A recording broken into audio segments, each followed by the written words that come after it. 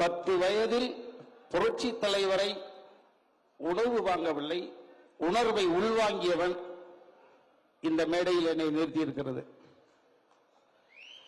ஒரு சாமானியன் கட்சிக்கு அப்பாற்பட்டு, அரசியலுக்கு அப்பாற்பட்டு ஒரு பெண்ணின் பெருமை பேச, ஒரு தாயினுடைய புகழ் பேச இங்கே வந்திருக்கிறேன்.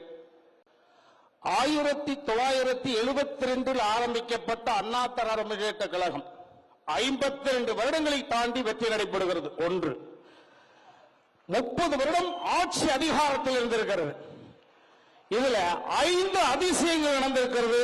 இந்த 5 அதிசயங்களுக்குள் ஒருவர் மட்டுமே இருக்கிறார். சொல்றேன். 1972 52 வருட காலம் இந்த கட்சி 30 வருடம் ஆட்சியில் இருந்த பொழுது 25 வருடம் சில்வர் ஜூப்ளி வருஷத்தை தாங்கிய பொழுதும் எடப்பாடியார் முதலமைச்சர்.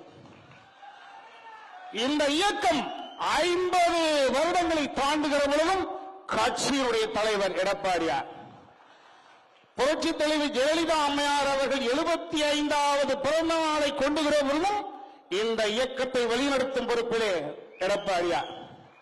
புரட்சி தலைவருக்கு 100வது பிறந்த நாளை கொண்டாடுகிற பொழுதும் கட்சியினுடைய இயக்கத்தினுடைய தலைவராக எடப்பாடியார். இன்றைக்கு புரட்சி தலைவருக்கு பின்னாலே இருந்து அவருடைய திருவாக்கிய அந்த ஆளுமை ஜானகி அம்மையார் அவர்களுக்கு இன்றைய தினம் 100வது பிறந்த நாள் விழா. இன்றும் இந்த இயக்கத்தினுடன் இந்த 5 எப்படி சாத்தியமாகியது? Silver jubilee, golden jubilee, diamond jubilee, 100 வருடங்கள் 2 ஆளுமை கொண்ட தலைவர்கள். அப்பொழுது நினைச்சுக்கிட்டேன், ஒரு விஷயத்தில் தடுமாறாமல் தடமாறாமல் ஒற்றை தலைமை, ஒரு இயக்கம் ஒன்றே நேசித்தால் அவர்கள் உயர்த்தப்படுவார்கள். நான் கட்சிக்கு அப்பாற்பட்டு பேசுகிறேன். ஒரு விவசாயியுடைய மகன் என்ற முறையில் பேசுகிறேன்.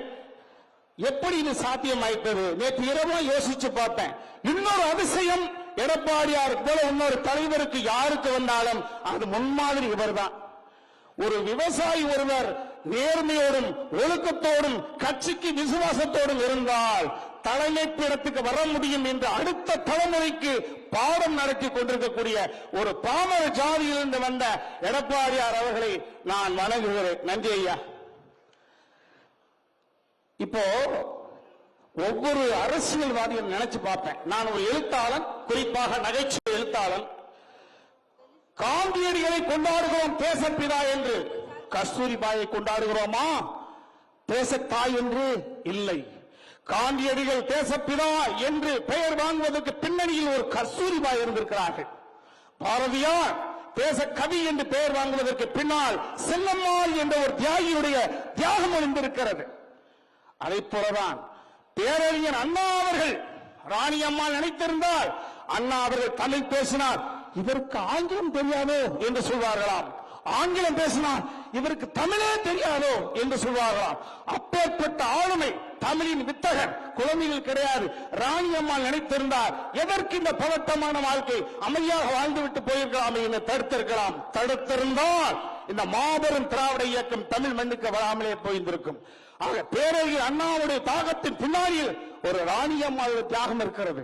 இன்னும் சொல்ல போனால் இந்த நாட்டுக்கு, உலகத்துக்கு ஒரு தத்துவத்தை சொல்லி அந்த தத்துவத்தின் பின்னால் மிகப்பெரிய ஒரு கூட்டம் நகர்ந்து கொண்டிருக்கிறது, நாடுகளே இருக்கிறது. அப்பேற்பட்ட புத்தருக்கு பின்னால் ஒரு யசோதாவின் தியாகம் இருக்கிறது. ஒரு யசோதா ஒத்துழைக்க மறுத்திருந்தால் சித்தார்த்தன் என்பவன் புத்தாக நாட்டுக்கு கிடைத்திருக்க மாட்டான். அதை போல்தான் புரட்சி தலைவர் நம்மளுக்கு கிடைப்பதற்கான பின்னணியில் ஜானகி அம்மாவுடைய தியாகம் இருக்கிறது. என் அன்பார்ந்த அரசியல் தலைவர்களே, நிர்வாகிகளே, நான் யோசித்து பார்க்கிறேன். நாங்கள் எல்லாம் கலை கூட்டத்தை சேர்ந்தவர்கள். சாயந்தரம் வீட்டுக்கு போயிடுவோம், நினைச்சா செல்ல ஆஃப் பண்ணிடலாம். அரசியல் என்பது புலிவால் பிடித்த நாயர்கலை என்று சொல்வார் புரட்சி தலைவர். நீங்கள் பிடித்து விட்டீர்கள், விடவும் முடியவில்லை, தொடரவும் முடியவில்லை. அப்பேற்பட்டால் உங்களுடைய தியாகத்துக்கு பின்னால் உங்களுடைய மனைவியுடைய தியாகம் இருக்கிறது. இந்த கூட்டத்தின் வாயிலாக உலகம் முழுக்க இந்த தம்பிரானை அவர் ஏழை கலைஞன் பேசிக் கொண்டிருக்கிறேன். ஒட்டுமொத்த உலகமே இதை பார்த்துக் கொண்டிருக்கிறது. அரசியல்வாதியுடைய சாதனைகளுக்கு பின்னால் இருக்கக்கூடிய தாய்மார்களின் பாதம் தொட்டு நான் வணங்குகிறேன். மனைவியுடைய ஆரோக்கியத்தை பற்றி உங்களுக்கு தெரியாது, குழந்தைகள் என்ன படிக்கிறார்கள் என்பது தெரியாது. நீங்கள் பிடித்து விட்டீர்கள். இந்த சமுதாயத்தின் மீது அக்கறையோடும் பொதுத்தன்மையின் மீது ஆர்வத்தோடும் தியாக சிந்தனையோடும் இருக்கக்கூடிய ஒட்டுமொத்த அரசியல்வாதியுடைய மனைவியருக்கு இந்த ஜானகியம்மாவுடைய 100வது நாளை சமர்ப்பணம் செய்யலாம். நிச்சயமாகதான் அப்படித்தான் நான் உணர்கிறேன். ஒரு பொதுவாக நினைத்து பார்க்கிறேன். 1972 நாங்கெல்லாம் ஒரு 10 வயசு கட்சி ஆரம்பித்து விட்டார். 1977 ஜானகி அம்மாவோட தியாகம் எங்கெல்லாம் இருக்குன்னு பார்த்தேன். சூப்பர் ஸ்டார் ரஜினி அவர்கள் சொன்னதை போல, அன்பு தம்பி வைகை செல்வர்கள் காணொலி சொன்னதை போல, முன்னாள் பேசுவதை போல எங்கே எல்லாம் தியாகம் இருக்கு. எம்ஜிஆர் ஒரு கேரக்டர் ஆர்டிஸ்ட், சூப்பர் ஸ்டாராக இருக்கிறார் ஜானகி அம்மா, அது ஒரு தியாகம். திருமணம் செய்ததற்கு பிறகு உங்களுக்காகவே என் வாழ்க்கையை அர்ப்பணித்து விட்டேன், நான் நடிக்க மாட்டேன், ஒரு தியாகம். 72 சகோதர யுத்தம், அது அரசியல். தனியாக இயக்கம் காண்கிறார். 55 வயசு அப்ப புரட்சி தலைவருக்கு யார் தடுத்திருக்க முடியும்? ஐயா வேண்டாம், வாங்க அமைதியா இருங்க, பிடிச்ச படத்தில் நடிங்க, காலை எழுந்துங்க, ஒர்க் அவுட் பண்ணுங்க, 8 மணிக்கு டிஃபன் தானே சாப்பிடுங்க, 10 வயதுக்கு பிடித்த நண்பர்களுக்கு அழைங்க, பேசுங்க, 1 மணிக்கு சாப்பிடுங்க, 3 மணி வரைக்கும் தூங்குங்க, 4 மணிக்கு நடைபயிற்சி போங்க, 7 மணிக்கு டிவி பாங்க, அற்புதமா தூங்குங்க, 100 வயது வரை நீங்கள் வாழுவீர்கள் என்று சொல்ல வேண்டிய இடத்தில் இருந்தவர்கள் ஜானகி அம்மையார். உங்களை நம்பிய ரசிகர்கள் எல்லாம் தொண்டர்களாக மாறி ஒரு இயக்கத்துக்கு தனியாக வந்து விட்டார்கள். எத்தனையோ அரசியல் நிர்வாகிகள் அழைத்திருக்கலாம். தடுக்க வேண்டிய இடத்தில், அழைக்க வேண்டிய இடத்தில் ரசிகர்கள் இருந்தார்கள். தடுக்க வேண்டிய இடத்தில் ஜானகி அம்மா இருந்தார். தடுக்கவில்லை. இந்த மேய்ப்பர் இல்லாத மந்தை கூட்டத்துக்கு மேய்ப்பனாக விவாதம் செய்தது ஜானகி அம்மையார் அவர்கள். அந்த தாயினுடைய அற்புதமான நிகழ்வு. அதற்கு பிறகு 1977 சட்டமன்றம். அப்போதுதான் என்னை போன்றவர்கள் அரசியலை பார்க்கிறோம்.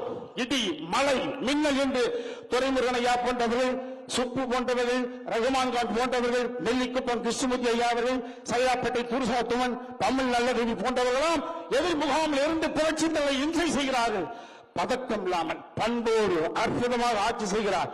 ஒரு நல்ல ஆட்சி செய்த புரட்சி தலைவரை 1980 எந்த பாவம் செய்யாமல் 356 என்ற ஒரு நம்பரை பயன்படுத்தி ஆட்சி கலைக்க